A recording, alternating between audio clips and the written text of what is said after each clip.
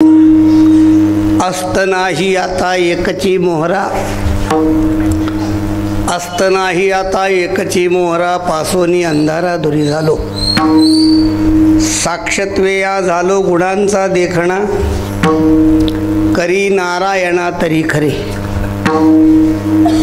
आठव विसरू पडियेला मागे, आले तेचे भागे यत्न केले, साक्षत्वेया झालो गुणांचा देखणा, करी नारायणा तरी खरे, तुका म्हणे माझा विनोद देवासी, तुका म्हणे माझा विनोद देवासी, आम्ही तुम्हा ऐसी दोन्ही नहो, साक्षत्वेया झालो गुणाचा देखणा, करी नारायणा तरी खरे, पांडुरंगा करू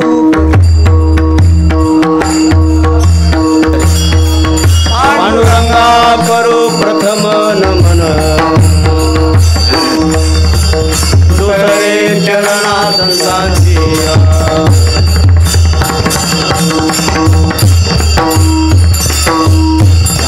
कृपादाने कथेचा विस्तार, त्यांच्या कृपादाने कथेचा विस्तार, गुरुदास सुखा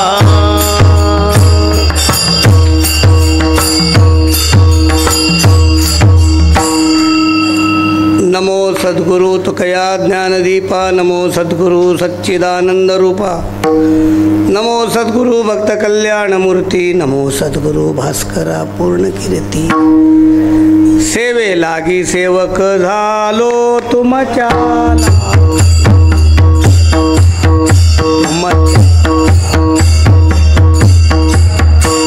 तुमच्या लागलो चरणा,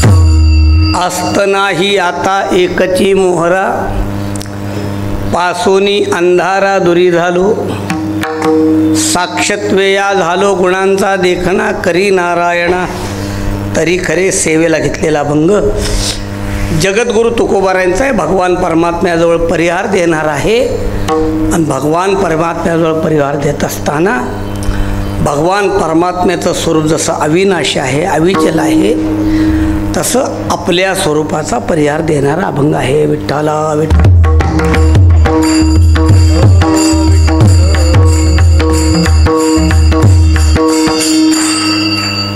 वैकुंठवासी भानदास महाराज उर्फ दादा यांच्या निर्याणाच्या निमित्तानं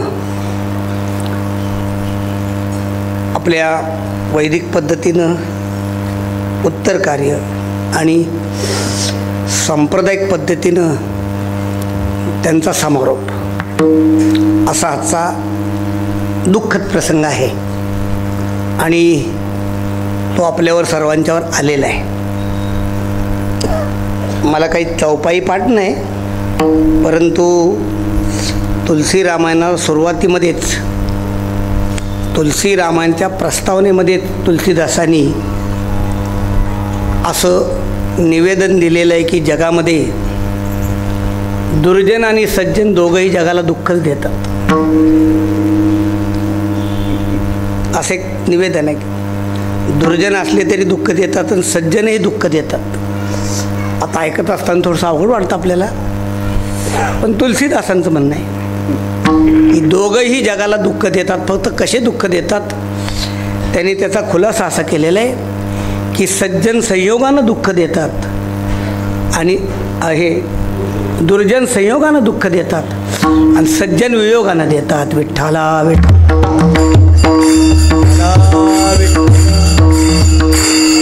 दुर्जनाच्या संयोगामध्ये दुःख आहे. तर त्याचा विस्तार जास्त करायची आवश्यकता नाही. तुकोबारांनी देवाला अनेक ठिकाणी विनंती केलेली आहे की शक्य तेवढा तो माझ्यापासून लांब असावा. तुका म्हणे देवा तया दुरी मज, तया दुरी मज ठेवा, तया दुरी मज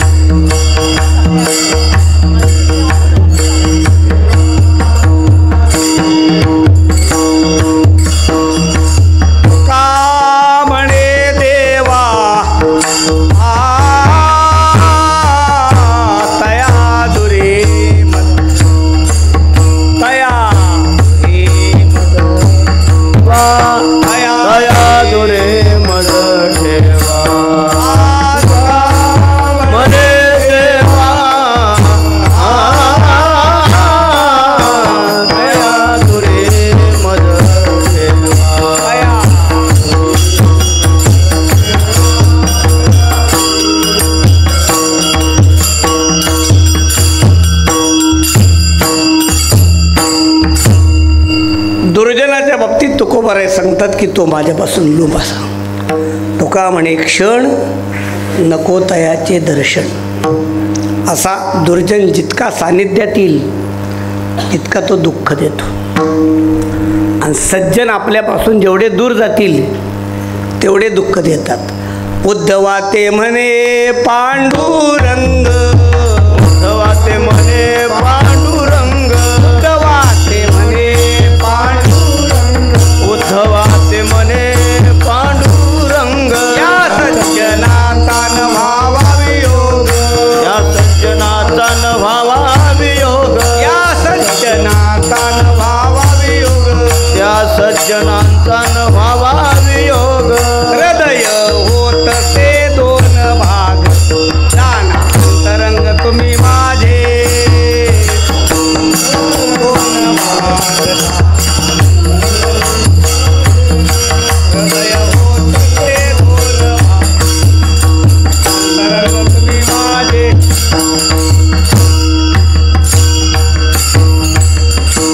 समाधीच्या प्रकरणामध्ये ज्ञानोबारांची समाधी होऊन ज्या वेळेला सगळे सासवडला आले आणि सोपानांना समाधी दिली त्या प्रसंगामध्ये भगवान परमात्मा आपला परिहार संतांच्या जवळ नामयाचा धरुणी हात, क्षणक्षणा पंढरीनाथ, ज्ञानदेवा ते आठवीत, कंठ सद्गदित करुनिया. उद्धवा ते म्हणे पांडुरंग, या सज्जनाचा न व्हावा वियोग, हृदय होत दोन भाग, जाणा अंतरंग तुम्ही माझे. भगवान परमात्म्याची जर अशी दशा असेल तर आपली कुळ. भगवान परमात्मा त्यांच्या वियोगानं जर दुःखी होत असतील तर नामदेवरायांनी देवाची समजूत घालताना असं म्हटलेलं आहे, नामयाने धरुणी चरण, साष्टांग करुणी नमन म्हणे मीच, म्हणे तू सर्वांचे स्वात्मजीवन, मी दीन काय बोलू. नामदेवराय म्हणतात तुम्हाला आम्ही काय समजावून सांगावं. भगवंताची समजूत रुक्मिणी मातेनं काढलेली आहे. रुक्मिणी माता भगवंतांना सांगतात की निवृत्ती तुम्हा नाही भिन्नता, त्याचा आत्मा तुम्ही हो अनंता. शिव विष्णू ऐक्यता असे स्वभाव होता मुळीच, ज्ञानदेव तरी तुमचाच अंश, केवळ परब्रह्म स्वयंप्रकाश, स्वात्मसुख निजरेवास पूर्ण स्वानंद उद्बोध. गोडी आणि गूळ, पुष्पानी परिमळ, रत्नानी कीळ पुष्पानी परिमळ, भेद कैचा स्वामी, सोपान तरी पोटीचा, तो प्राण असे तुमचा, ते शब्द भिन्नपणाचा कोठे मिरवाल स्वामी. अर्थात सज्जनाच्या वियोगाने भगवान परमात्मा जर व्यथित होतात, त्यांना जर दुःख होत असेल तर आपल्याला किती असेल दुःख. म्हणून जीवनामध्ये काही काही गोष्टी आपल्याला अपेक्षित नसतात, पण त्या स्वीकाराव्या लागतात. दादांचा वियोग एवढ्या लवकर आपल्याला व्हावा असं आपल्याला कोणालाच वाटत नव्हतं, पण ते आपल्या वाट्यावर मात्र आलं. मी दादा ज्या दिवशी आपण अग्नी दिला त्या दिवशी संध्याकाळी चैतन्य महाराजांच्या जवळ येऊन बसलो. 10-15 मिनटं होतो निवांत. थोडासा ठरवलं होतं, असं ठरवलं होतं की योगायोग असा की त्या दिवशी संध्याकाळी कुठं कीर्तन नव्हतं. पंढरपूरला यायचं होतं. एक सामान्य ग्रस्त ते म्हणले, तात्या आमच्या वडिलांची पुण्यतिथी आहे, पण तुम्ही जर कीर्तन करत असाल तर मला ती पुण्यतिथी पंढरपुरात करायची आहे आणि 1500 माणसं जेवायला घालायच्यात. मी म्हणलं, गड्या तू जर एवढं अन्नदान करत असेल तर मला अडचण काय करायचं. पण त्या दिवशी लादल्या दिवशी जायचं, दर्शन करायचं, चैतन्य महाराजांचं प्रवचन ऐकायचं संपूर्ण, आणि मग संध्याकाळी महाराजांच्या जवळ जाऊन बसायचं थोडा वेळ. चैतन्य महाराज, शेखर महाराजांच्या जवळ आहे आपल्याला वेळ थोडासा, असं ठरवलं होतं मी स्वतः वैयक्तिक. ते ठरवलं ते वेगळंच झालं. आदल्या दिवशीचा जो निरोप आला म्हणजे आम्हाला इथं दादांची गाठ घेण्यासाठी दादांच्या अशा जवळ 2-5 मिनटं बसावं अशा उद्देशानं येण्याचा असा संकल्प केला होता. हे दुर्दैव असं की आम्हाला त्यांचं दर्शन व्हायच्याऐवजी अंत्यदर्शन झालं. विठ्ठला विठ्ठला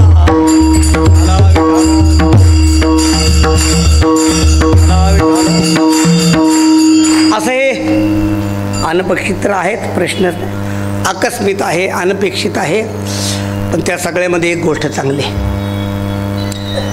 त्यांनी आपला निरोप घेतला ही वाईट आहे, पण त्यांनी निरोप ज्या पद्धतीने घेतला ती चांगली गोष्ट आहे. की त्यांनी आपला जो निरोप घेतलेला आहे तो निरोप अगदी ज्ञानोबारांच्या ओवीप्रमाणे, झाकले घटीचा देवा नेनिजे काय झाला केव्हा. समोर उभे असणारे चैतन्य महाराज, शेखर महाराज, त्यांच्यासुद्धा 5 मिनटं लक्षात येऊ नये की हे गेलेत का म्हणून. म्हणजे अशा अवस्थेमध्ये त्यांनी उठाउठी असा आपला देह ठेवून आपलं संतत्व सिद्ध करून गेले. विठ्ठला विठ्ठला.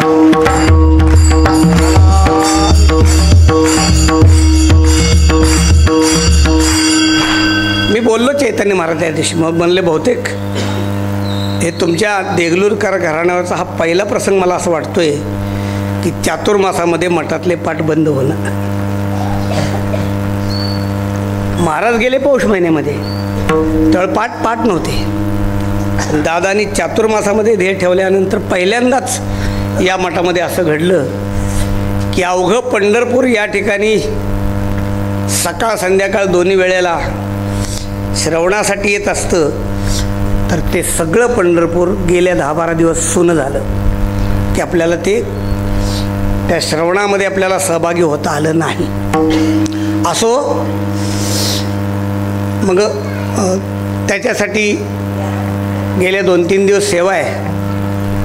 प्रमोद महाराजांचा फोन आला आणि त्यांनी मला सांगितलं की असं असं आहे. मी थोडंसं संकोचलो.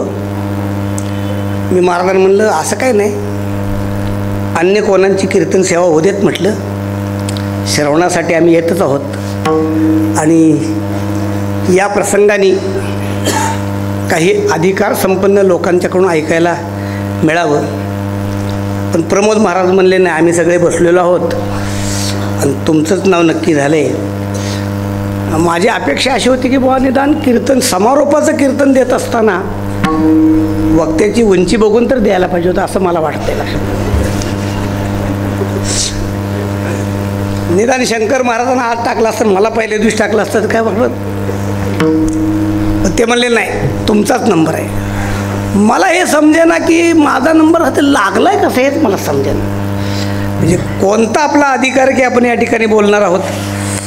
खरं म्हणजे चैतन्य महाराज, शेखर महाराज यांच्या पुढं बोलायचं म्हणल्यानंतर चांगल्या चांगल्या लोकांच्या बोबडी वळण्याची असा प्रसंग असतो. त्यातल्या त्यात एक बरं आहे की चैतन्य महाराज इथं नाहीत, ते आपलं ते पूजेमध्ये आहेत. शेखर महाराज आहेत पण ते बरं आहे की ते समोर नाहीत. कारण मी सकाळीच संजय महाराजांना म्हणलं की 2 तास केलंच पाहिजे का तेवढं मला आधी सांगा. ते म्हणले म्हणजे म्हणलं थोड्या वेळात संपवलं चालतंय का? तसं काय नाही म्हणजे. असो, नुसत्या विनोदापुरतं नाही, पण खरं आहे हे नुसत्या विनोदापुरतं नाही की अशा लोकांच्या पुढं कीर्तन करण्याचा प्रसंग जेव्हा येतो तेव्हा न कळत मनावर दडपण येऊ शकतं. मला हा अन्वयसुद्धा लक्षात द्यायला तयार नाही, पण एका दृष्टीनं थोडासा अन्वय असा लक्षात येतो की या मठामध्ये गुंडा महाराज, धुंडा महाराज, बंडा महाराज अशी नावं प्रसिद्ध आहेत ना. मग नावानं काय ना मी त्याच्यामध्ये आलेलो आहे ना.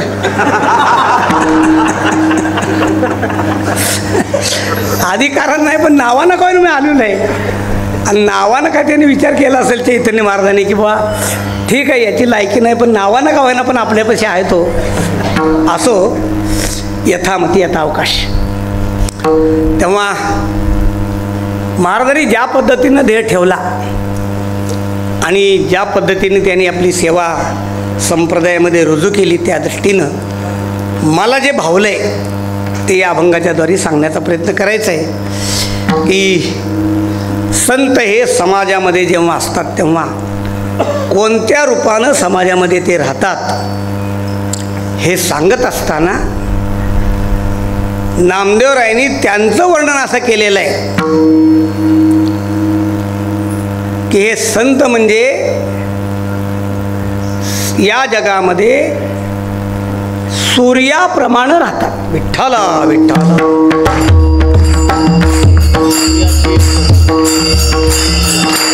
तिन्ही देव जैसे परब्रह्मीचे ठसे, जगी सूर्य जैसे प्रगटले, जगी सूर्य जैसे प्रगटले.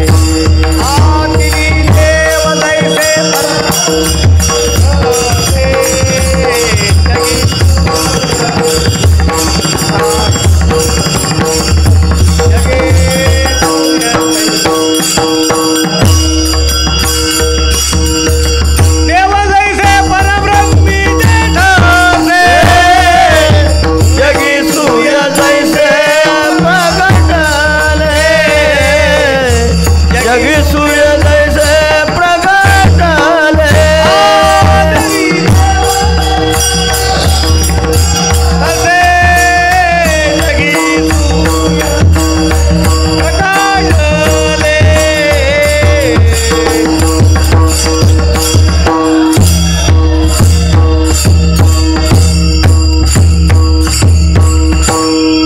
आधीच मी घाबरलो. त्यात निदान बाबा उभे आहेत, प्रमाण डबल म्हणून का होईना टाईमपास होईल असं अपेक्षित धरले बरं का. जगी सूर्य तैसे प्रकाशन, की संत हे जगामध्ये सूर्य आहेत. सुसडा सूर्यकणाच्या राशी, जो नित्य उदो ज्ञानी यासी, अस्तमानाचे दयासी आडनाव नाही. की असे सूर्य आहेत. त्या सूर्यांचं दोन्ही वेळचं वैशिष्ट्य सांगताना ज्ञानोबा एका ओळीमध्ये सांगतात की हे जेव्हा उगवतात तेव्हा अन्य सूर्याप्रमाणे उगवत नाहीत. जेव्हा अन्य सूर्य उगवतो तेव्हा हा सूर्य सगळ्या जगतापुढं विश्वाभास निर्माण करतो. आणि हे सूर्य जेव्हा उगवतात तेव्हा उगवतात खरं, पण हे विश्वाभास निर्माण करत नाहीत. हे विश्वाभास मावळून टाकतात. मावळेवीत विश्वाभासू नवदवदेला चंडांशू अद्वयाब्जनी विकाशू वंदवाता. ज्ञानोबा सांगतात हा नवलरूपी सूर्य आहे. का नवल म्हटलेलं आहे तर व्यवहारातला सूर्य उगवल्यानंतर लोकांना जगताचं भान होतं. आणि जगताचं भान म्हणजे जगताचा आभास सत्य त्यांना वाटतो. आणि या सूर्यांच्या उदयामध्ये लोकांचा जगताचा भ्रम नाहीसा होतो. म्हणून हे नवल सूर्य असं सांगतात. म्हणजे त्यांच्या उगवण्यामध्ये नवलाई आहे, तसं त्यांच्या मावळण्यामध्ये सुद्धा नवलाई आहे. उगवण्यामध्ये नवलाई कोणती आहे की ते लोकांचा विश्वाभास नाहीसा करतात ही त्यांच्या उगवण्याची नवलाई आहे. आणि त्यांच्या मावळण्याची नवलाई कोणती आहे? त्यांच्या मावळण्याची नवलाई ही आहे की ते मावळतच नाहीत, हीच नवलाई आहे. विठ्ठला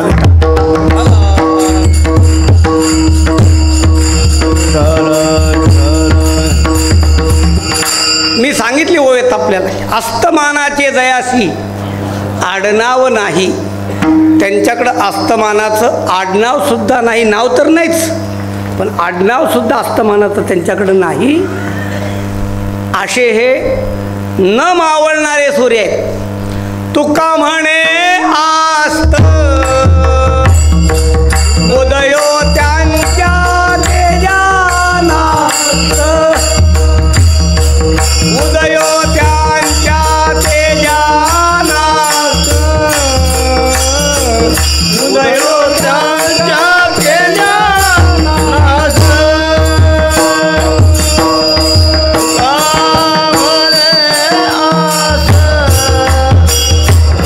उदयो त्यांच्या केल्यानास,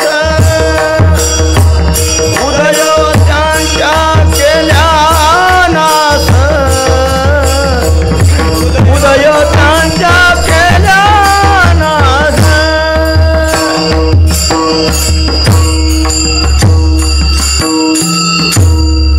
तुका म्हणे अस्त उदयो त्यांच्या तेजा न असत.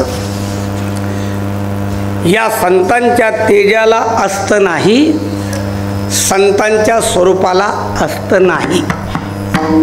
असे संत आहेत. जगद्गुरु तुकोबर आहे. मला जेवढी प्रमाणं सूर्य या दृष्टीने आठवली तेवढी सांगतो बरं का मी. याच्याशिवाय आणखीनही प्रमाणं असू शकतात. ही सगळी प्रमाणं माझ्या लक्षात आलेली नाहीत किंवा येणार नाहीत. जगद्गुरु तुकोबार आहे. स्वतःचं जीवन सांगत असताना असं सांगतात, पाठीमागचा धांडोळा सांगतात. विश्वी विश्वंभर बोले वेदांताचे सार. सगळ्या विश्वामध्ये विश्वंभर व्यापक आहे असं वेद सांगतात. वेदाच्या सांगण्याला शास्त्र अनुमती दर्शवतात. जगी जगदीश शास्त्रे वदती सावकाश. वेद आणि शास्त्र यांच्या म्हणण्याला अनुमोदन पुराण देतात. व्यापिले हे नारायणे ऐसी गरजती पुराणे. थोडंसं धाडसानं बोलतोय. वेद शास्त्र आणि पुराण या सर्वांनी ग्वाही देऊन सुद्धा जोपर्यंत संत त्यांना होकार देत नाहीत तोपर्यंत ते वाक्य प्रमाणित नाही. मी धाडसानं बोललोय. शासनाच्या दोन्ही सभागृहामध्ये जो बिल मंजूर केलं जातं बहुमतानं, ते संपूर्ण देशाच्या दृष्टीनं बहुमतानं जरी संमत झालं असलं तरी सुद्धा जोपर्यंत हे बिल कायदा म्हणून मंजूर करण्यासाठी म्हणून राष्ट्रपतींनी सही केलेली नाही तोपर्यंत त्याचं कायद्यात रूपांतर होत नाही. संतांच्या बोलण्याला एवढं महत्त्व आहे देवा. जनी जनार्दन संत बोलती वचन,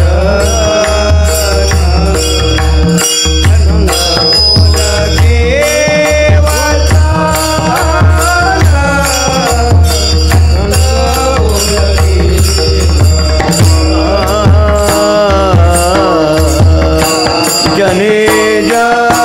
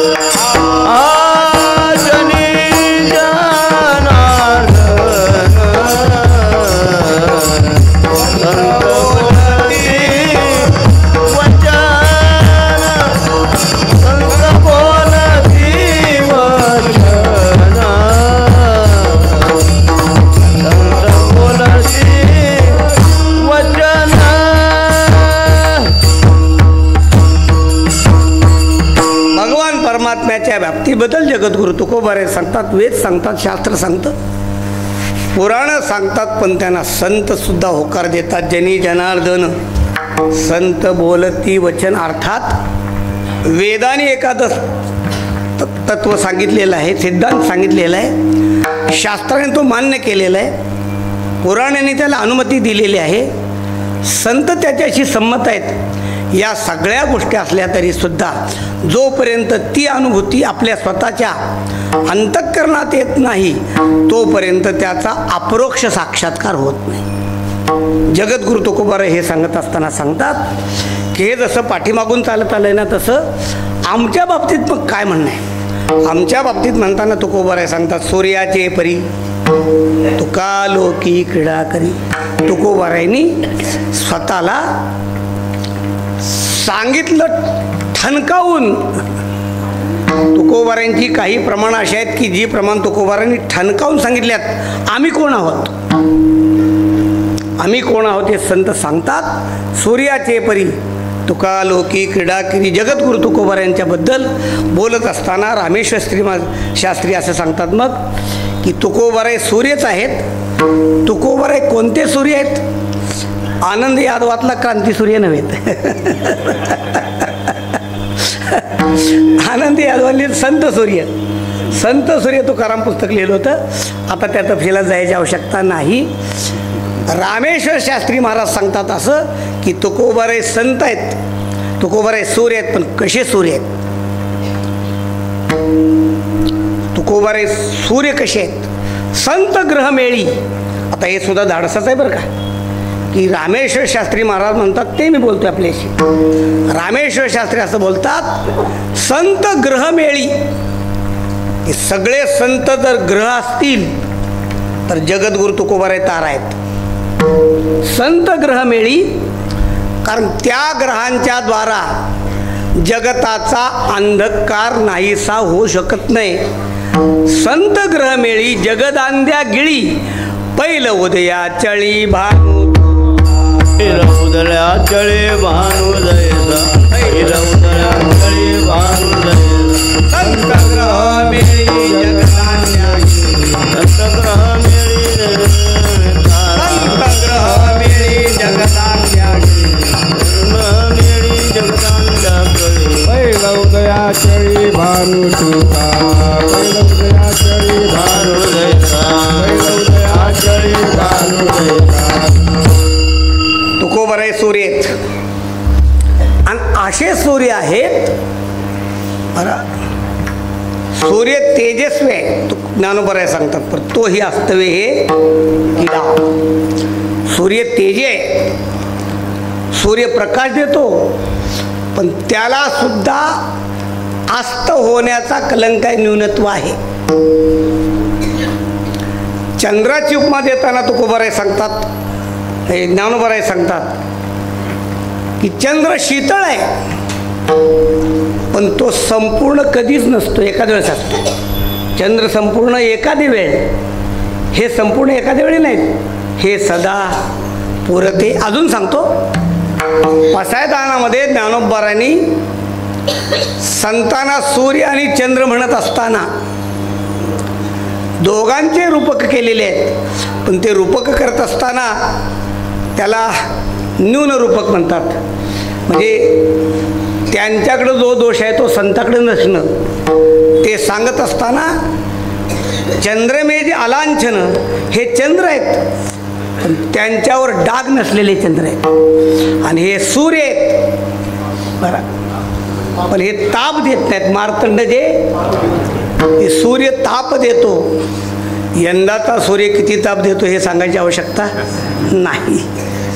असो सांगायचं कारण असे संत सूर्य आहेत. तुकोबाराय या अभंगामध्ये आपला परिहार सूर्य म्हणून देतात की आम्ही जगामध्ये अशा तऱ्हेने वावरत आहोत.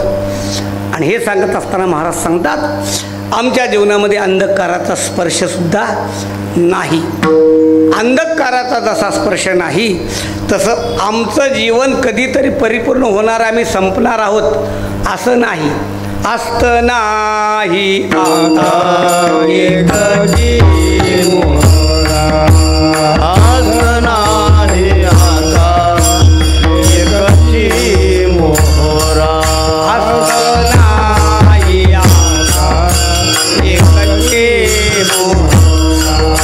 आसना हे आता एकची मोहरा पासुनी अंधारा दुरी झालो आसुनी अंधारा दुरी झालो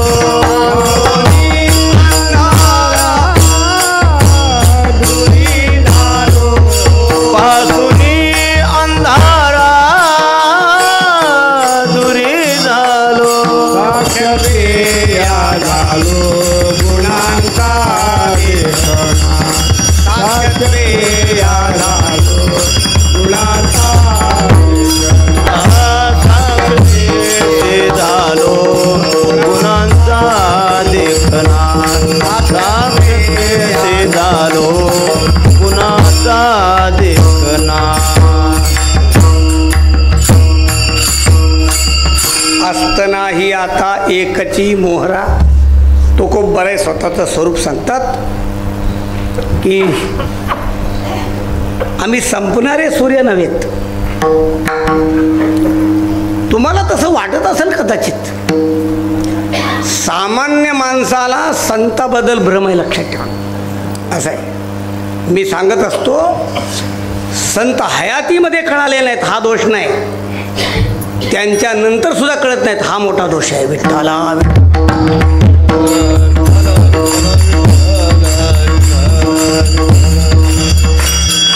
अजूनही आपण चर्चा करतो बघ त्यांचा शेवट कसा झाला म्हणून. नक्की तसाच झाला का? आमचं म्हणणं असं आहे की त्यांनी बोंबलून ती काय बोंबलायचं असेल तर काय बिघडतं,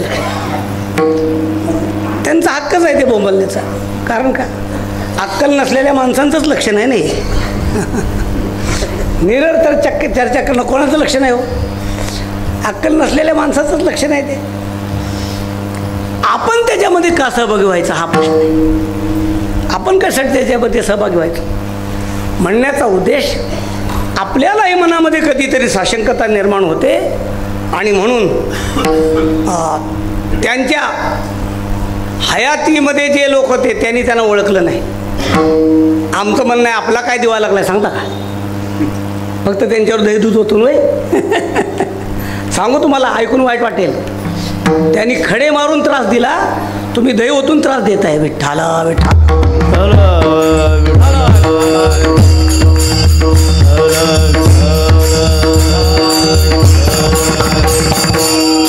त्रास कसा का होणार? त्रासच आहे. संतासी शोभावी कोण्याही त्याचे नवे बरे उभे केलं केलं. बस संपलं का? त्यांच्या समाधीवर दहीदूत ओतलं की संपलं का? झाली तुमची इथे कर्तव्यता. एकदा ज्ञानोबरांच्या समाधीवर दह्यादुधाचा अभिषेक केला की मठात येऊन बिड्या वाढत बसलं तरी चालतं. असंच आहे ना. चर्चा करत कसा अभिषेक झाला चांगला, तुम्ही किती पंचामृत आणलं होतं. मी एक तुम्हाला का सांगायला लागलो, आपण त्यांना ओळखू शकत नाही. केवढं दुर्दैव आहे सांगा. म्हणून नारद सांगतात मत्संगस्तु दुर्लभ हो. एक तर दुर्लभ आहे, दुर्लभ म्हणजे होत नाही. समजा झाला अगम्य, अगोदर मिळतच नाहीत, मिळाले तर कळत नाहीत ना, कळत नाहीत. लक्षात ठेवा. आम्हाला असा प्रश्न पडतो की ज्ञानोबरांच्या काळामध्ये आळंदीमध्ये माणसं होती का जनावर होती? तुकोबारांच्या काळामध्ये देवमध्ये माणसं होती का जनावर होती? आणि ज्या अर्थी त्यांनी त्यांना ओळखलं नाही त्या अर्थी जनावर होती असाच अर्थ होईल ना तसं. ते ओळखू शकले नाहीत ना. हस्तामलकांच्या जीवनामध्ये असा प्रसंग आहे की हस्तामलक हे योगभ्रष्ट, आणि त्यामुळे त्यांचं वागणं विचित्र होतं. ते मुलगं मोठं झालं, लज्जा रक्षणासाठी म्हणून त्याच्या आईवडिलांनी त्याला वस्त्र घालण्याचा प्रसंग केला. त्याने ती वस्त्र फाडून टाकली. त्याला धोतर नेसलं, त्यानं ते धोतर फाडून टाकलं. त्याच्या अंगावर उपरण टाकलं, उपरण त्यानं फाडून दिलं. त्याच्या वडिलांनी त्याच्या गळामध्ये जानवं बांधलं, ते त्यानं सोडून टाकलं. त्याला गंध लावला, त्यानं पुसून टाकला. आंघोळ घालण्याचा प्रयत्न केला, त्यानं आंघोळ केली बी नाही. उगं पडून राहायचं ते. आणि त्या मुलाचं वैशिष्ट्य असं की घरामध्ये शुभ कार्य असलं तर दिवसभर रडायचं, आणि घरात एखादं अशुभ घटना घडली तर हसायचं. आता त्या घरच्या माणसांना प्रश्न असा पडला होता की हे कशाच्याच उपयोगाचं नाही, मरत सुद्धा नाही, काय करावं. असं हस्तामलंगाचं जीवन आहे. योगायोगाने एक दिवशी त्यांच्या गावामध्ये जगद्गुरू शंकराचार्य आले. ज्या दिवशी शंकराचार्य त्या दिवशी आले त्या दिवशी त्या मुलानं उठल्या आईला सांगितलं, आई मला आंघोळ घाल गं. त्या आईला आश्चर्य वाटलं, आंघोळ न करा पोरगा, तर आंघोळ कसा काय करतोय. त्यांनी तिला आंघोळ घातली, तिला बरं वाटलं. नंतर त्यानं सांगितलं मला नेसण्यासाठी एखादं धोतर दे ना.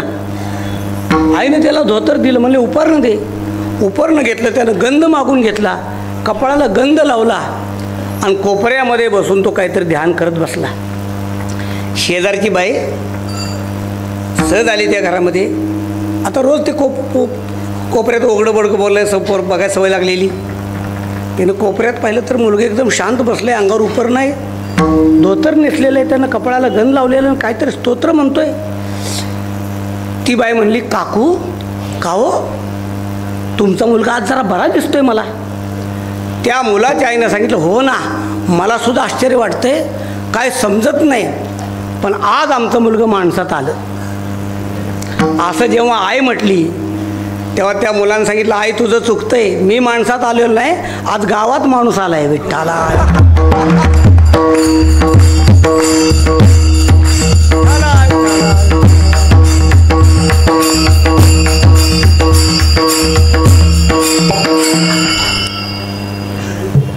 आपण कुठं बाहेर दिशेसाठी बसलो आणि बसल्यानंतर आपल्या शेजारून कुत्रं गाढव काय डुकरं जातात, आपण बघतो ना. कधी संकोच वाटलाय का? सगळं सांग, वाटलाय का सांग. नाही वाटलं का? वाटलं नाही, जनावर म्हणून. पण तेच एखादा मनुष्य गेला आपल्याला संकोच वाटतो का नाही. आता पंढरपूरच्या वाळवटात तसं वाटत नाही, तो सोडून द्या. लोकांना लज्जा बाळगण्यासाठी सुद्धा काही मर्यादा आहेत, लक्षात ठेवा. त्या मर्यादा जेव्हा संपतात तेव्हा काही इलाजच नाही ना. बरं, वाळवंटामध्ये फडकऱ्यांना सांप्रदायिक कार्यक्रम करण्यासाठी कोर्टानं बंदी केली. याचा तर आपण सर्वांनी निषेध केलेलाच आहे, वादच नाही. म्हणजे मी तुमच्या सगळ्याच्या बरोबरच आहे, त्यात प्रश्नच नाही.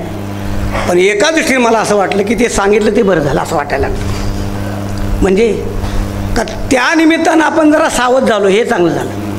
नाहीतर अजून किती वर्ष बावळ राहिलो असतो कोणाला ठाऊक. विठ्ठला आता आपण जरा काय प्रयत्न करायला लागलो बाबा, आपलं न्यूनत्व दिसू नये, आपला न्यूनगंड कोणा आपण प्रयत्न चाललेला आहे. मला सांगायचं कारण असं आहे, हस्तामलक असं सांगतात की गावात राहणारी सगळी माणसं जर पशुतुल्य असतील तर त्याला लाजायची काय करणे, आणि मग जर मनुष्य आला तर त्याला लाजलं पाहिजे. सांगायचं कारण असं आहे की आपण संतांच्या सानिध्यात राहून त्यांना ओळखू शकत नाही ना. भेटत नाहीत सोडून द्या, भेटले तरी सुद्धा कळत नाहीत, अगम्यो. पण भेटले आणि कळाले मग मात्र वाया जात नाही, अमोघश्च. अगोदर भेटत नाहीत, भेटले तर कळाले, कळत नाहीत, पण कळाले तर संतांचा संग वाया जात नाही. जगद्गुरू तुकोबाराय सांगतात, जन्माला यायचं आणि काही दिवसानंतर मरायचं असं का आमचं जीवन आहे? आमचं असं जीवन नाही. नाही आम्हा जावे मरावे लागत, नाही आम्हा जावे मरावे लागत, नाही आम्हा जावे मरावे लागत, नाही आम्हा जावे मरावे लागत. अगणित दैसे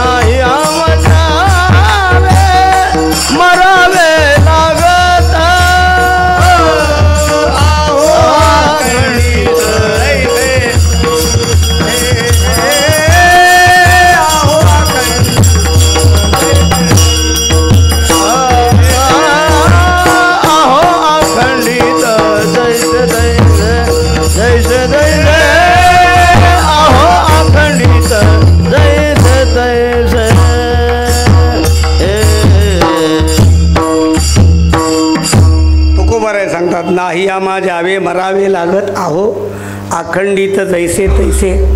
आम्ही मरणारे जन्मणारे असे नाही. तुम्हाला जरी तसं दिसत असलं तरीसुद्धा भगवान परमात्मा सांगतात तयाई देहे काती, लौकिकी सुखदुःखे तया ते म्हणती. संतांनाही देह आहे, लौकिकातले लोक त्यांना सुद्धा सुखी दुःखी म्हणतात. परी आमासी ऐसी प्रतीती जे परब्रह्मची हा, तो मनुष्या सरिका तरी आवडे, परी मनुष्यत्व तया न घडे, संत नवती जगा.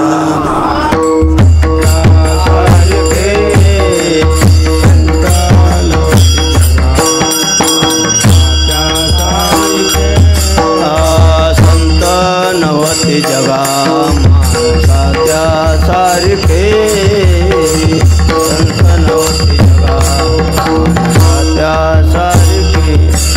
समुद्र नदी नव्हे समुद्र नदी नव्हे पैगा,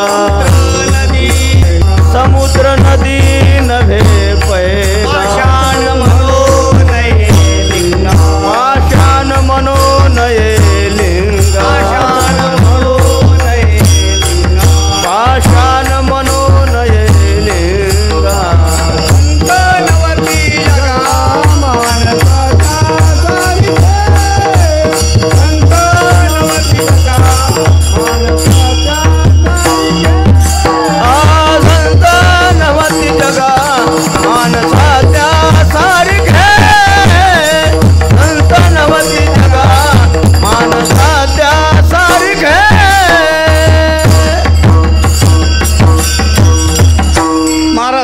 समुद्र नदी नव्हे पैगा, समुद्राला नदी म्हणू नये, कधी पाषाण म्हणू नये लिंगा, लिंगाला कधी पाषाण म्हणू नये, तसं संतांना कधी मनुष्य म्हणू नये.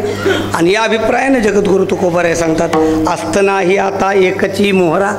आता आम्हाला कोणताही असतं नाही, आम्ही अविनाशी आहोत. स्वामी विवेकानंदाच्या जीवनामध्ये एक घडलेला प्रसंग असा आहे की रामकृष्ण परमहंसांना गळ्यांचा कॅन्सर झाला. बहुतेक म्हणजे ज्यांना बोलावं लागतं समाजाशी त्यांना गळ्याचा कॅन्सराचा धोका मोठा असतो. आपल्याला अनेकांची उदाहरण माहीत आहेत. म्हणजे रामकृष्ण परमहंसांना झाला होता, त्याच्यानंतर तुकडोजी महाराजांना झाला होता, आपले डोंगरे महाराज त्यांना झाला होता. का त्याचं कारण असं आहे, लोक म्हणतात बुवा तुम्ही काय धूम्रपान नाही हे तुमच्याकडं कसं काय आलं. अर्थात तसा तो संबंध नाही. आपण जे बोलतो ना, कीर्तनकारचं बोलतो, त्या बोलण्यामध्ये या कंठामध्ये बोलून जी उष्णता निर्माण होते ती उष्णता फार मोठी आहे. लक्षात असो. मला सांगायचं कारण असं आहे, गळ्याचा कॅन्सर झाला आणि शेवटी डॉक्टरने हात टेकले, सांगितलं की आमच्या हातात तेवढं केलं, आता आमच्या हातात काही नाही. मरणासन्न अवस्थेमध्ये रामकृष्ण परमहंस खोलीमध्ये होते. 2-4 दिवसामध्ये कधीतरी हे जातील अशी शक्यता होती. स्वामी विवेकानंद खोलीमध्ये बसले होते. रामकृष्ण परमहंसांचा डोळा लागला होता. विवेकानंदांच्या मनामध्ये काही काहूर माजलं होतं. बरीचशी कलकत्त्यातली माणसं अशी म्हणायची म्हणताना की जो राम आणि जो कृष्ण तो हा रामकृष्ण, असं लोक म्हणायचे. स्वामी विवेकानंदांच्या मनामध्ये असं काहूर माजलं की लोक असं गौरवानं म्हणतात जो राम आणि जो कृष्ण तो हा रामकृष्ण. हे गौरव आहे का वास्तव आहे. आजपर्यंत जीवनामध्ये रामकृष्ण परमहंसांनी असा कधी उल्लेख केलेला नाही स्वतःचा. आणि आता तर ते मरणासन नाहीत, आता तर ते सांगण्याच्या अवस्थेमध्ये नाहीत. आणि हे जर गेले तर माझा संभ्रम कायम राहील, असं यांच्या मनामध्ये काहूर माजलं होतं. संचित मनानं ते बसले होते. आणि त्यावेळेला एखाद्या वेळेस अचानक जशी विजेचा गडगडाट व्हावा तसा प्रकार झाला. आणि रामकृष्ण परमहंसांनी विवेकानंदांच्याकडे पाहिलं आणि विचारलं, नरेंद्र. स्वामींनी त्यांच्याकडे पाहिलं, डोळ्यामध्ये तेज होतं. रामकृष्ण परमहंसात, नरेंद्र तुला अजून माझ्याबद्दल शंका आहे का. विवेकानंदांनी आपल्या डायरीमध्ये असं लिहून ठेवलं की अंगावर वीज पडली तरीसुद्धा मला आश्चर्य वाटलं नसतं. एवढा मी दचकलो. अजून तुला माझ्याबद्दल शंका आहे का? अरे जो राम आणि जो कृष्ण तोच हा रामकृष्ण, तोही साक्षात तुझ्या वेदांत मताप्रमाणे नव्हे बाधिता निवृत्ती. संत कधी तर तो उल्लेख करतात ना, जगद्गुरु तुकोबाराय सांगतात, आता आमच्या जीवनाला समारोप नाही, आता आमच्या जीवनाचं असतं नाही. कारण ज्यामुळे मला वाटतं रात्री आपण हे चिंतन ऐकलेलं आहे, मरणाहाती सुटली काया विचारे या निश्चय. त्या विचारांती आमची काया मरणातून सुटलेली आहे. आता आम्ही त्याच्यामध्ये त्या ताब्यात राहू शकत नाही. दोन गोष्टी आपल्याला सांगेन. एक पहिला प्रकार असा आहे, ज्या वेळेला द्रोणाचार्यांनी रणांगणामध्ये शस्त्र ठेवली, त्यांनी बद्ध पद्मासन घातलं आणि प्राणायाम साधला. प्राणायाम साधल्यानंतर त्यांनी आपलं जे चैतन्य आहे ते चैतन्य खेचून घेतलं, ब्रह्मरंध्राच्या द्वारा ते बाहेर खेळलं. आणि अगदी मोजक्या लोकांना म्हणजे भीष्माचार्य, संजय अशा काही मोजक्या लोकांना ते दिसलं की या भौतिक शरीराचा परित्याग करून द्रोणाचार्य ब्रह्मरंध्राचा भेद करून सूक्ष्म देहानं आकाशमार्गे निघून गेले.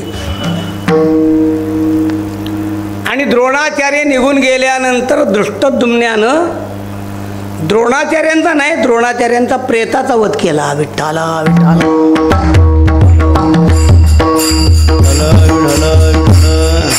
श्रीमद भागवताचं चिंतन संपलं. शुकाचार्य परीक्षित राजा, तू जेवढं विचारलं तेवढं मी सांगितलेलं आहे, अजून काय सांगू सांग. फार संतांना केवढी दया असते. मी सुरुवातीला भागवत वाचत होतो, इथं मी आलो, तू जितके प्रश्न विचारले आहेत त्याची मी उत्तरं दिलेली आहेत, तुला अजून काय विचारायचं आहे का, असं जेव्हा शुकाचार्य म्हटले तेव्हा तिथं मी रडलेलो आहे. त्यावेळेला ते वाक्य ऐकताना मला रडू आलं त्यावेळेला, की बा काय संतांचं जीवन आहे की साधकाची ते किती काळजी घेत असतं. अजून तुला काय विचारायचं आहे का? माझी जाण्याची वेळ झालेली आहे आणि तक्षकाची वेळ झालेली आहे. तक्षक येणार आहे, तक्षक तुला दंश करणार आहे. तक्षकानं दंश केल्यानंतर आपण मरणार आहोत ही पशुबुद्धी सोडून दे, असा उपदेश केला. परीक्षिती राजानं शुकाचार्यांना हात जोडून सांगितलं की स्वामी, तुमचं जे श्रवण केलेलं आहे त्या श्रवणानं मला मृत्यूची भीतीच नाही. मुळामध्ये मी तुमच्याजवळ मृत्यूच्या भीतीसाठी बसलोच नव्हतो. आपला 7 दिवसामध्ये उद्धार व्हावा ही माझी अपेक्षा होते. याच्यानंतर या देहाला एक तक्षक नाही, हजारो तक्षक चावले तरी फरक पडत नाही. शुकाचार्य निघून गेले. परीक्षिती राजांनी प्राणायाम साधला आणि आपलं जे जीव चैतन्य ते जीव चैतन्य ब्रह्मचैतन्याशी त्याचं एकरूप करून टाकलं. परीक्षिती राजानं देहाचा परित्याग केला आणि नंतर परीक्षिती राजाच्या मड्याला तक्षक चावला. परीक्षितीला चावलाच नाही, लक्षात ठेवा. जिंदगीमध्ये आपली तयारी अशी पाहिजे की जे काय होईल ते मड्याला होईल, आपला संबंध काय त्याच्याशी. झाला प्रेतरूप शरीराचा भाव, लक्षेला ठाव स्मशानीचा, असं त्यांचं चिंतन करा ना.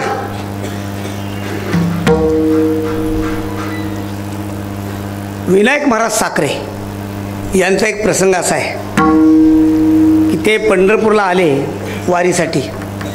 आषाढी कार्तिक कुठली तरी वारी असेल, त्यावेळेला इनॉक्युलेशन घ्यावं लागा, आपल्याला माहीत आहे. पुण्यामध्ये ते घ्यावं लागायचं. ते डॉक्टरांच्याकडे गेले, डॉक्टरांनी त्यांना इंजेक्शन केलं. आता त्यांची प्रकृती होती स्थूल भरपूर. इंजेक्शन करत असताना घोटाळा असा झाला की सुईच आत मोडली, सुईचं टोक आतमध्ये मोडलं. डॉक्टर म्हणले महाराज सुई आतमध्ये मोडली हो, असू दे, आता काढावं लागेल ना. ते म्हणले आता वारीची गडबड आहे, परत आल्यावर काढू. कसे संत जगतात त्याचं समक्ष उदाहरण आहे. परत आल्यावर काढू म्हणे. पंढरपूरला आले वारीमध्ये, सुई काय गप असते का?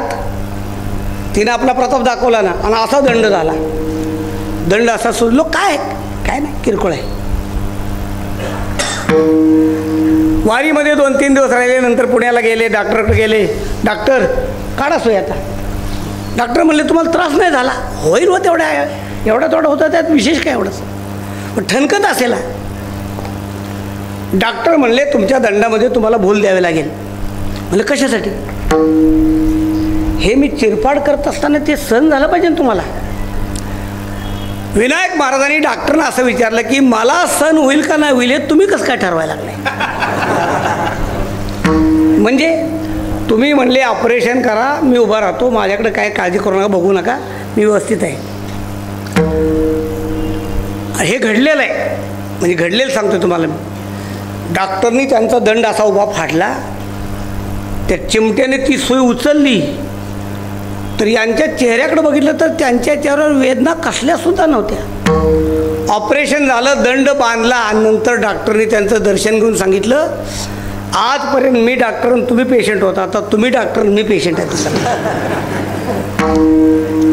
काय होय, हे त्यांच्या अखंडत्वाचं हे वैशिष्ट्य आहे, लक्षण आहे. असतानाही आता एकची मोहरा, पासोनी अंधारा दुरी झालो. मग आजपर्यंत तुम्ही या देहामध्ये राहत असताना कसं राहिलेला आहात? महाराज सांगतात साक्षत्वे या झालो गुणांचा देखना. आम्ही साक्षीत्वानं राहिलो, आम्ही फक्त साक्षी म्हणून या ठिकाणी राहिलो. त्या देहाचा, त्यांच्या गुणाचा, त्याच्या सगळ्या एकंदर क्रियाचा आमच्या जीवनावर म्हणून वेगळा कोणता परिणाम झाला नाही. महाराज सांगतात करी नारायणा तरी खरे. ही आमची जी अवस्था आहे ती अवस्था खरी व्हावी. पुढं महाराज सांगतात जीवनामध्ये काही आठव आहे, काही नाटव आहे, दोन्ही काही शिल्लक राहिलं नाही. आठवही गेला, नाटवही गेला. आठव विसरू पडला मागे पडेला मागे. आठव मागं पडला, प्रपंचाचा आठव जसा मागं पडला तसा प्रपंचाचा नाटव तोही मागे पडला. आमच्या गावागाथ्यामध्ये हा पाठ आठवे असा बरं का बाबा, आठवे विसरू पडेला मागे. जनरल पाठ असा आहे, आठव विसर असा जनरली पाठ आहे, पण आमच्या गाथ्यामध्ये आठवे विसरू पडेला मागे असा पाठ आहे. अर्थात तो पाठ आम्ही आमच्या मतानं दुरुस्त केलेला नाही. गंगू काका शिरवळकर यांच्या गाथ्यामध्ये तोच पाठ सापडला आहे, म्हणून आम्ही तो स्वीकारला आहे. तो तसाच घ्यावा असा आमचा आग्रह मुळीच नाही. आठव विसरू पडियेला मागे आले तेची भागे यत्न केले. जीवनामध्ये जे जे वाट्यावर आलं असेल कर्तव्य ते कर्तव्य करत राहिलेलो आहे. शेवटी महाराज सांगतात देवाला आपल्या जीवनाचा परिहार देवाजवळ दिला, पण शेवटी जाता जाता देवालाही चिमटा काढला थोडासा. तुकोबाराय देवालाही सांगतात की देवा तुमच्याशी जरा विनोद करायचा आहे आम्हाला. तुका म्हणे माझा विनोद देवाशी, मी तुमच्याशी विनोद करावा असं म्हणतोय. आणि तो विनोद असा आहे की तुम्हाला जसं दुटप्पी वागण्याची सवय आहे तशी आम्हाला नाही. अरे बाप, आम्ही तुम्हाशी दोन्ही नहो. आम्ही तुमच्यासारख्या 2-2 भूमिका बजावणारे नाहीत. आमची एकच भूमिका आहे, असतं नाही. आता आमची दुसरी भूमिका, आमच्या 2-2 भूमिका नाहीत. निवडणुकीच्या अगोदरचं स्टेटमेंट वेगळं, निवडणुकीनंतर वेगळं, असं आमचं जीवन नाही. 1 वर्ष झालं आम्ही अच्छे दिन आएंगे म्हणून प्रतीक्षा करत आहोत.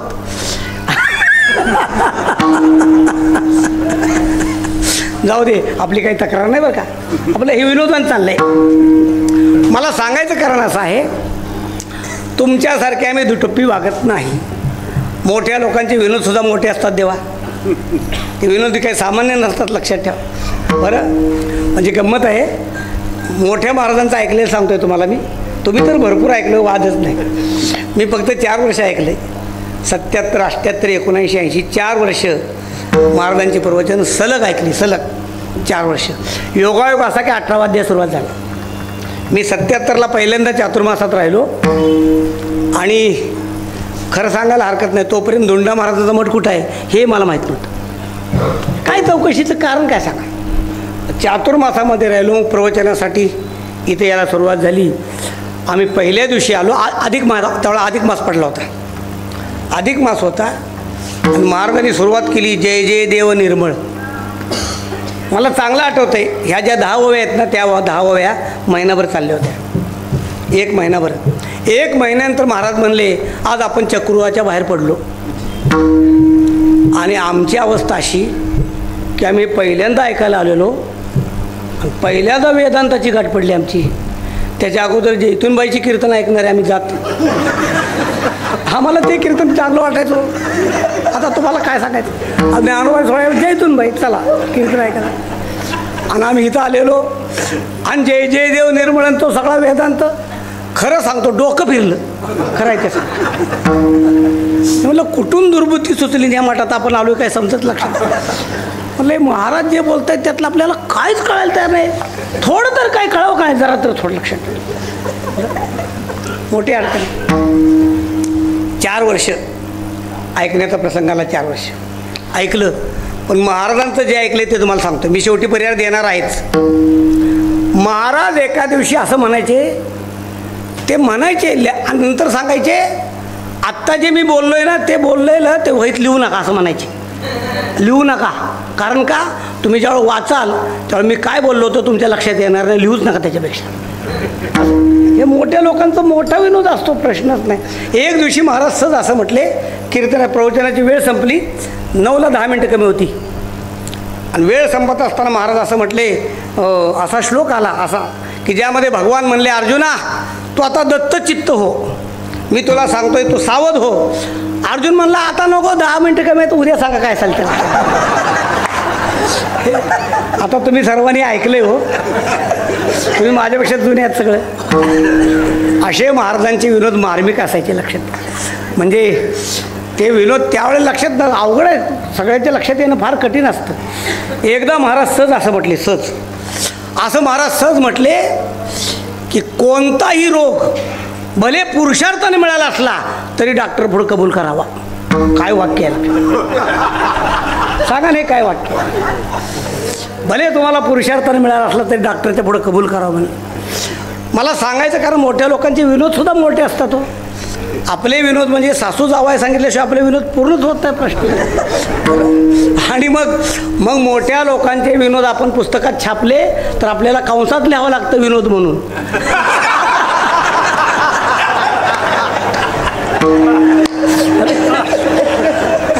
महाराजांना एक सवय होती हो. महाराजांनी एखादा विनोद केला तर महाराज म्हणायचे विनोदाचा भाग सोडून द्या, असं वाक्य महाराजांच्या तोंडात कायम असायचं. आमच्याकडल्या एखाद्या गावठी कीर्तनकारांनी ते सगळं लिहून घेतलं कीर्तनात आणि त्यानं आमच्या गावात ते कीर्तन केलं. इकडलं पाठ करून तिथं सगळं. आता ते सगळं तिथं सगळे गावातली टकोरी सगळी खेडेगावातली त्यांच्या ते पटक्यात शिरलं पाहिजे का नको हे सगळं. त्यामुळं त्यानं सरळ त्या पोरानं सांगितलं विनोदाचा भाग सोडून द्या. आम्ही टाळ घेऊन उभा राहिलो होतो. म्हणलं विनोद झालेलाच नाही तर सोडून कसं काय द्या. म्हणलं हा कीर्तनकार खुशाल सांगतो विनोदाचा भाग सोडून द्या. कीर्तन झालं त्याला म्हणलं महाराज नेमका विनोद कोणता होता जरा मला समजावून सांगाल का. आम्हाला काय विनोद लक्षात आलं नाही, पण विनोद नसताना सुद्धा विनोदाचा भाग सोडून द्या असं जे तुम्ही म्हटलात ना तो मोठा विनोद झाला फार.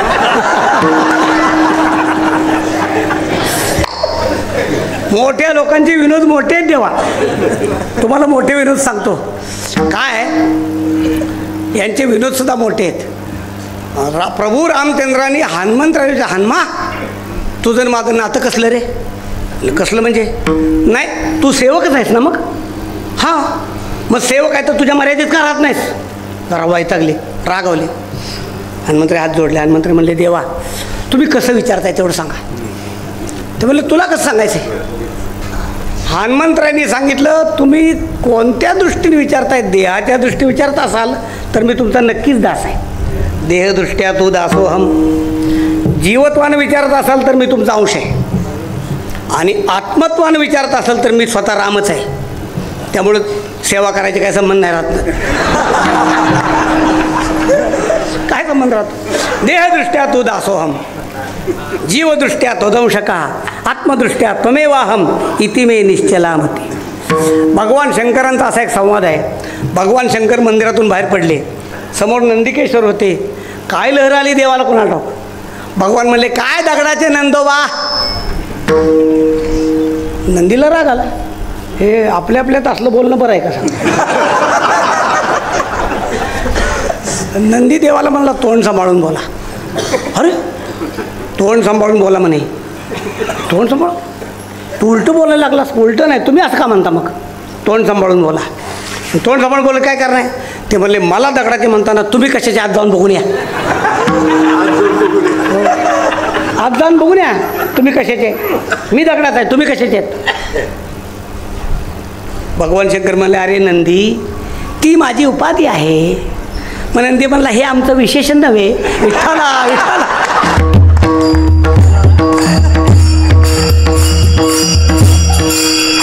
आता शंकर महाराज हे सांगतो तुम्हाला, असं मी खेडेगावात 3दा सांगितलं.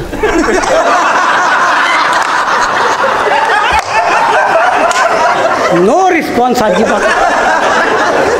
माझी अपेक्षा होती यांनी हसावं. चेहऱ्याच्या श्रोत्याच्या चेहऱ्याची सुरकुतीच मोडली नाही. मग माझ्या लक्षात आलं आपण उपाधीन विशेषण नको तिथं सांगायला लागलं. जाऊ द्या. तुका म्हणे मला हे सांगायचं, तुका म्हणे माझा विनोद देवास. तुकोबाराय सांगतात माझा तुमच्याशी विनोद आहे. आणि विनोद कोणता आहे? आम्ही तुम्हाशी दोन्ही नव्हो. तुम्हाला जशी 2-2 सवय आहेत ना, तशी आम्हाला 2 सवय नाही. तुम्हाला 2 सवय कुठल्या आहेत? तुकोबाराय सांगतात तुम्हाला 2 सवय आहेत. त्याच्या पुढचाच अभंग आहे, क्षर अक्षर हे तुमचे कासयाने जगदुरी धरा. हा पुढचाच अभंग आहे लगेच त्याच्या पुढचा. क्षर अक्षर हे तुम्हाला क्षर आणि अक्षर असे 2 विभाग तुमचे आहेत. आम्ही तसे 2 टप्प्याचे नव्हेत. आम्ही एकच एक आहोत. तुम्ही कधी क्षर असता, कधी अक्षर असता आणि कधी दोन्ही नसता. उत्तम पुरुषस्पन्या. कधी तुम्ही क्षर असता, कधी अक्षर असता, कधी दोन्ही नसता. आम्ही म्हटले तिन्ही नसतो. आम्ही एकच एक आहोत. तुका होली निराळा क्षराक्षरा वेगळा आहे गमा.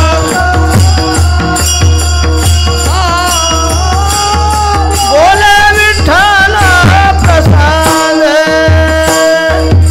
का होली निराळा क्षराक्षरा वेगळा आहे निगम काळा. बोले विठ्ठल प्रसाद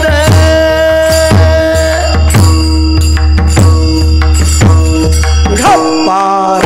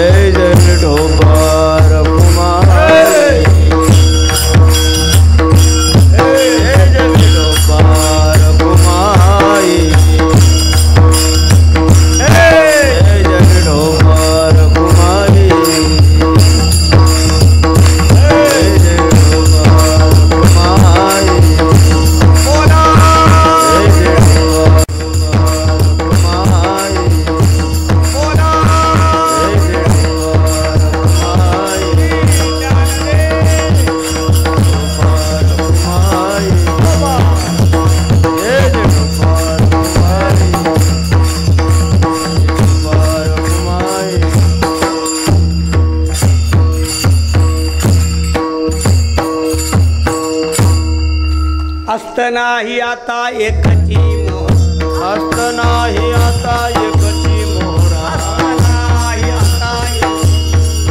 हस्त नाही आता एकची मोहरा.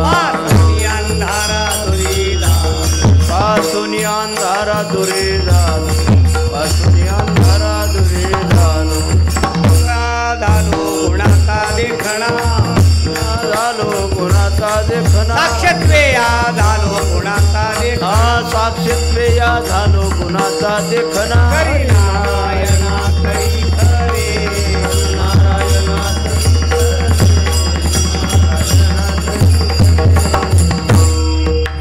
हस्त नाही आता एकची मोहरापासून अंधारा दुरी झालो. साक्षत्वे या झालो गुणाचा देखणा. करी नारायणा तरी खरे.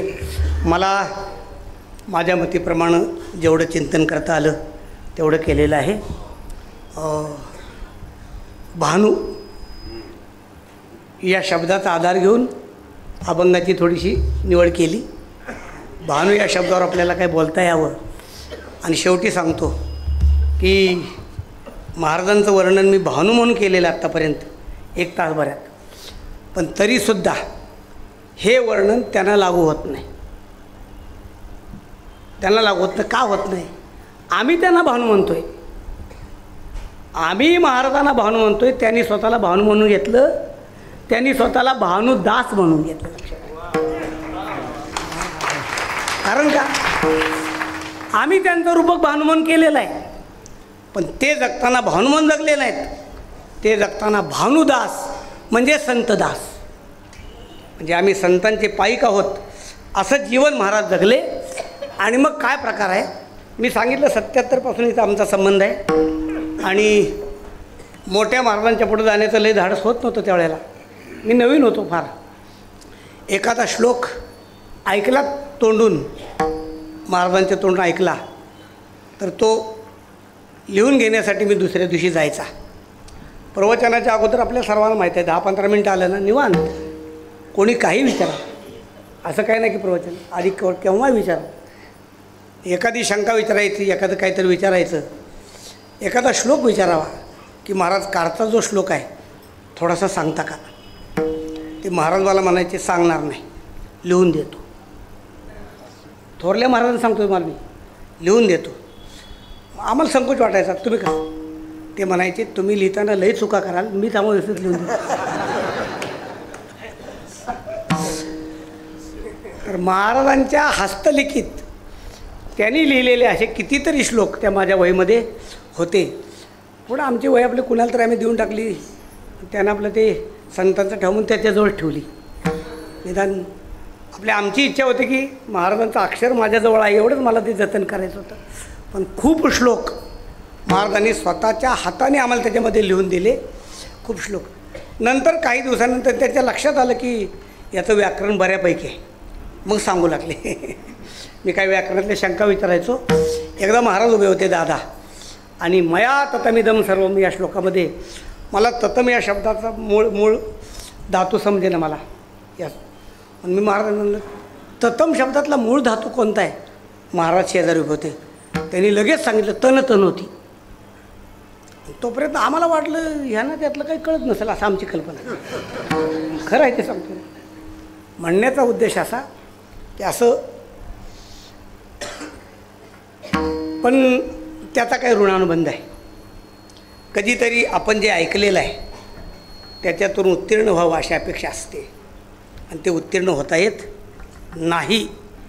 पण या निमित्तानं का होईना पण चैतन्य महाराजांनी मला ती संधी दिली की यांनी या मठात जेवढं ऐकलं त्याच्यातलं काही उत्तीर्ण त्या मठाची सेवा करून त्यांचं वर्णन करून व्हावं अशी ही संधी आली. आणि म्हणून मी आपल्याला बोललो की हे अधिकारी म्हणून कधी जगले नाही तो, ह्याचं वैशिष्ट्य.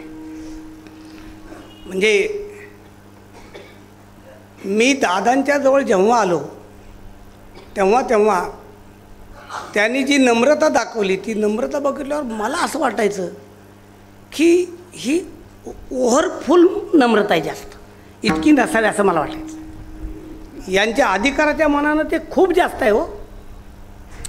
आणि आत्तासुद्धा महाराष्ट्रातल्या अनेक लोकांशी आपला संबंध सर्वांचा आहे, तुमचा आहे, माझा आहे. पण त्या संबंधामध्ये या मठात आल्यानंतर थोडासा संकोच निर्माण होतो. शेखर महाराजांच्या खोलीत पाया पडायला जावं, त्यांच्या पाया पडायच्या अगोदर त्यांनीच आमच्या पाया पडायचं. आता काय करावं? चैतन्य महाराजांच्या खोलीत जर पाया पडायला गेलं, चैतन्य महाराजांच्या पुढं तर चौरंगच असतो, त्यामुळं पायाजवळ हात जातच नाही. मी त्यांना म्हणलं संत उदार म्हणतात, तुम्ही उदार कुठं आहे म्हणलं?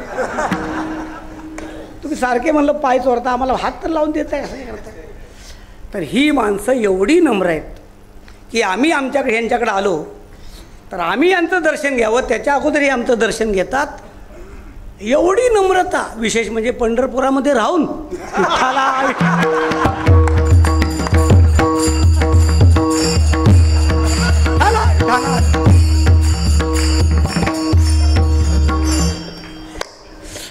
म्हणजे ज्यांचे गावी केलावास ते असतील साहेबदास एवढा तर नेम पडावा का नाही मी लक्षात ठेवायचं.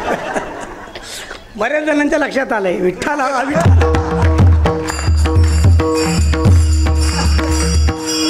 पण फार कसं आहे मग ते आता शेवटच सांगतो समारोप करतोय मी. बऱ्याच ठिकाणी कीर्तनात हे नेहमी सांगतो एका जनार्दनी मांडलेले दुकान देतो मोलावीन सर्व वस्तू. हे बघायचं असेल तर इथे यायला पाहिजे. इथे यायला पाहिजे लक्षात. नाथ महाराजांचं हे जे वाक्य हरिपाठातलं ना ते वाक्य कुठं प्रत्यक्ष बघायला मिळतं म्हणून इथे येऊन बघा. देतो मोलावीन सर्व वस्तू. आणि म्हणून मी परवा महाराजांच्या निर्याण्या दिवशी बोललो की पंढरपूरची शिव 4 महिने ओलांडायची नाही. हे इतकं सोपं व्रत नाही लक्षात ठेवा. हे सतीचं वाण आहे आणि ते सतीचं वाण या घराण्यानी परंपरेनं घेतलेलं आहे. बरं जाता जाता तुमचं सांगतो पापा महाराजांच्याकडे आलं ना बाबा अवघडच आहे. म्हणावं तात्या महाराज तुमच्या पुढं आम्ही काय म्हणावं. म्हणा तुम्हाला म्हणता येतं म्हणा. भजनात येऊन पापा महाराजांच्या जवळ बसलं ना पापा महाराज म्हणायला लावणारच. म्हणलं महाराज नाही तुम्ही चांगले म्हणता म्हणा. हे लोकांच्याशी समरस होण्याचा हा एक अलौकिक गुण या घराण्याकडे आहे. भगवान करो आम्ही प्रभूच्या जवळ इच्छा करतो की हा जो यांच्या ठिकाणी औदार्याचा गुण आहे या घराण्यामध्ये जी नम्रता आहे ती पारंपरिक नम्रता अशाच प्रकारे राहावं. आणि मग त्यांनी आम्हाला आत्तापर्यंत जे दर्शन दिलेलं आहे ते दर्शन आमच्या दृष्टीनं जरी लुप्त झालं असलं तरीसुद्धा त्यांच्या स्वरूपाच्या दृष्टीनं कधीही लुप्त होऊ नये. ज्ञानेश्वर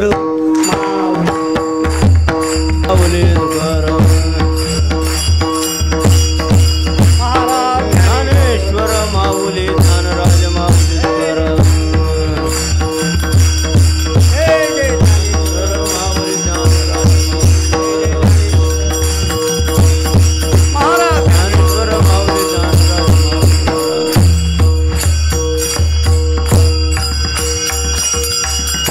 ज्या दिवशी चैतन्य महाराजांना संध्याकाळी भेटलो 10-15 मिनटं बसलो. बरं वाटलं थोडंसं. आपल्याला बोलण्याची कधीतरी इच्छा असते. आणि उठता चैतन्य महाराजांना बोललोसुद्धा महाराज जबाबदारी वाढली. आत्तापर्यंत तुम्ही पोरगा होतं म्हणले आता तुम्ही पोरगा नाही. आत्तापर्यंत आम्ही तुम्हाला भानुदास महाराजांची चिरंजीव म्हणून तुमच्याकडे बघत होतो. आता नाही म्हण चैतन्य महाराज देगलूरकर म्हणून आम्ही तुमच्याकडे बघतो. आणि अन्य अधिकार माझ्याकडे नसेल पण वयाच्या दृष्टीनं माझे अधिकार नक्की आहे. मी महाराजांच्या दृष्टीनं वडिलकीच्या दृष्टीनं नक्की माझा अधिकार आहे की चैतन्य महाराज आत्तापर्यंत पोरगे होते आता ते पोरगे नाहीत. आता ते पोक्त झालेले आहेत की इथली जी परंपरा आहे ती परंपरा सगळे ते चालवत आहेत. त्यात वादच नाही प्रश्नच त्याच्याबद्दल आमचं कोणतंही दुमत नाही. पण आपलं वडिलकीच्या नात्यानं आता उघडं बोडकं पोरासारखं वागायचं नाहीत ना पुढं. आणि जास्त फिरायचं नाही. मी चैतन्य महाराजांना लई वेळा बोललो महाराज तुम्ही लई फिरू नका. तुमची अपेक्षा माझी तर अशी अपेक्षा आहे की दर महिन्यात चैतन्य महाराजांनी इथं जर एखादं कीर्तन केलं तर इथल्या साधकांना किती उपयोग आहे. प्रत्येक वारीत हा मठ 4 महिने गजबजावा आणि 8 महिने ओस पडावा काय मग असं काही आहे प्रश्नच नाही. मी आणि अतिशय जवळकीने मी त्यांच्याशी बोलतो सुद्धा आणि ते माझं ऐकतात सुद्धा. वडीलकीचा मान मला ते नेहमी देतात सुद्धा. काय आज आपण बरेचसे कीर्तनकार मंडळी बसलेला आहात आणि म्हणून सांगावं असं वाटतं की फिरण्यामध्ये लई सुख नाही देवा. तुका म्हणे फिरेन भोवंडीने दम जिर. म्हणजे आमचा दम जिरलो आम्ही तुम्हाला सांगायला लागलो हे सगळं. खरं आहे ते सांगतो. मी आपल्याला सांगतो दम जिरला तर हरकत नाही. माझं म्हणणं असं आहे आमचा दम जिरू देव तर उपयोग तर व्हावा का नाही. म्हणजे आमचा दम जिरला आणि समाजाला आमचा उपयोग काही झालेला नाही. कोणताही उपयोग आमच्या समाजाला होत नाही लक्षात ठेवा. मी या समाजाचं निरीक्षण केलं आणि आमच्या असं लक्षात आलं की आदल्या दिवशी आमची वैराग्य मूर्ती संतवीर अशी मोठमोठे वाक्य वापरून आमची स्तुती करणारा समाज दुसऱ्या दिवशी विनोदाचा बादशाह म्हणून आणखीन कुणाची तर वर्णन करतात. मी म्हणलं या समाजापुढं काय सांगायचं आपल्याला, की ज्या समाजाला कोणाचा गौरव करायचा कोणाचा करून हे जर काय, मी स्पष्ट बोलतोय आणि थोडंसं बोलतोय मुद्दाम का, तर ही चांगली संधी आहे म्हणून. या निमित्तानं महाराष्ट्र आलाय म्हणून बोलायला लागलो आहे, ठरवून आलेलं नाही मात्र, नाहीतर घोटाळा होईल. काय म्हणजे आपण समाजामध्ये जे सांगतो त्या सांगण्याचा उपयोग समाजाला कितपत झालेला आहे याचं निरीक्षण केलं पाहिजे ना. पेरलेलं उगवलं नाही तर कोणताही शेतकरी नक्कीच नाराज होतो. आता यंदा तर झालेलंच आहे. निम्म्या महाराष्ट्रावर दुष्काळ आहेच आहे, प्रश्नच नाही. जसं पेरलेलं उगवलं आहे का नाही हा शेतकरी बघतो ना, तसं आपण समाजाला जे प्रबोधन केलेलं आहे त्या प्रबोधनाचा आपल्याला काय उपयोग झालेला आहे याचं चिंतन कीर्तन करण्याची आवश्यकता आहे. नुसतं सांगत फिरून नाही चालणार. लक्षात ठेवा की हा समाज बदलतोय का नाही. आणि मग माझं म्हणणं असं आहे की तो समाज जर बदलत नसेल ना तर मग आपल्याला बदलण्याची गरज आहे. आपल्या बदलण्याची गरज आहे. आणि परत आपल्याला सांगतो की हे सांगण्याचा माझा अधिकार आहे का असं म्हणतोय तुम्हाला मी एवढ्यासाठी म्हणतोय की मी बऱ्याच वेळेला शांत स्थिर असा खूप राहतो. भरपूर जवळजवळ चातुर्मासामध्ये मी कुठेही फिरत नाही, निवांत असतो आमच्या आश्रमामध्ये, शांत चिंतन आपलं चिंतन करत वाचन करत काय असेल ते. त्याची आवश्यकता आहे की आपण फिरण्यामध्ये खडकी जैसे वर्षले कागी माझी पेरले असं करण्यापेक्षा शाश्वत एका ठिकाणी राहून काही साधकांना आपण जर मार्गदर्शन केलं तर त्या साधकाच्या द्वारा पुढचा समाज तयार होणार आहे. आणि त्याच्यासाठी म्हणून चैतन्य महाराजांच्यासारख्या जबाबदार व्यक्तींच्यावर काही जबाबदारी आहे. ते जबाबदारी ते पेलतील, त्यांच्याकडे ती क्षमता नक्कीच आहे. मी नम्रतेबद्दल तर बोललेलोच आहोत की सगळ्या लोकांच्याशी समरसवणं, सगळ्या लोकांच्याशी नम्रतेनं वागणं हे अत्यंत मोठा अलौकिक असा गुण चैतन्य महाराजांच्याजवळ आहेच. आणि म्हणून ही जी 5-6 पिढ्याची जी त्यांची परंपरा आहे ती परंपरा समर्थपणानं पेलल्याची शक्ती चैतन्य महाराजांच्या अंगामध्ये यावी, ती शक्ती त्यांच्या अंगामध्ये यावी आणि त्यांनी ही दीर्घ परंपरा असलेली ती परंपरा समर्थपणाने पेलावी अशी तुमच्या सगळ्या वारकरी संप्रदायातल्या भाविकांच्या तर्फे मी सगळ्यांच्या तर्फे ही प्रार्थना भगवंताच्या चरणावर समारोप करून माझ्या सेवेला पूर्ण विराम देतो. तुकाराम.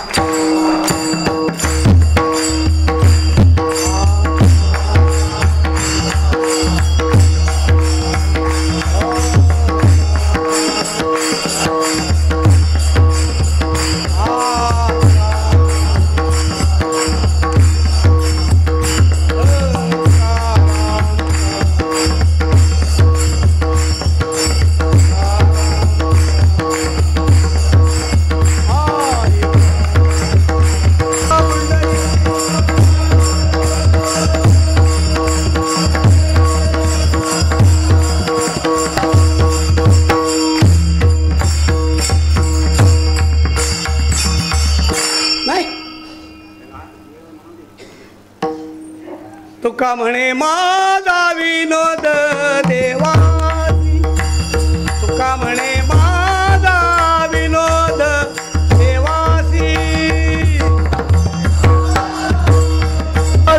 देवासी तुका म्हणे माझा विनोद देवासी. आम्ही तुम्हाईसी दोन्ही आम्ही तुम्हाईसी दोन्ही आलो कुणाचा देखाना, आखाचे आलो कुणाचा देखाना. आम्ही तुम्हाईसी दोन्ही ना हो, आम्ही तुम्हाईसी दोन्ही ना हो.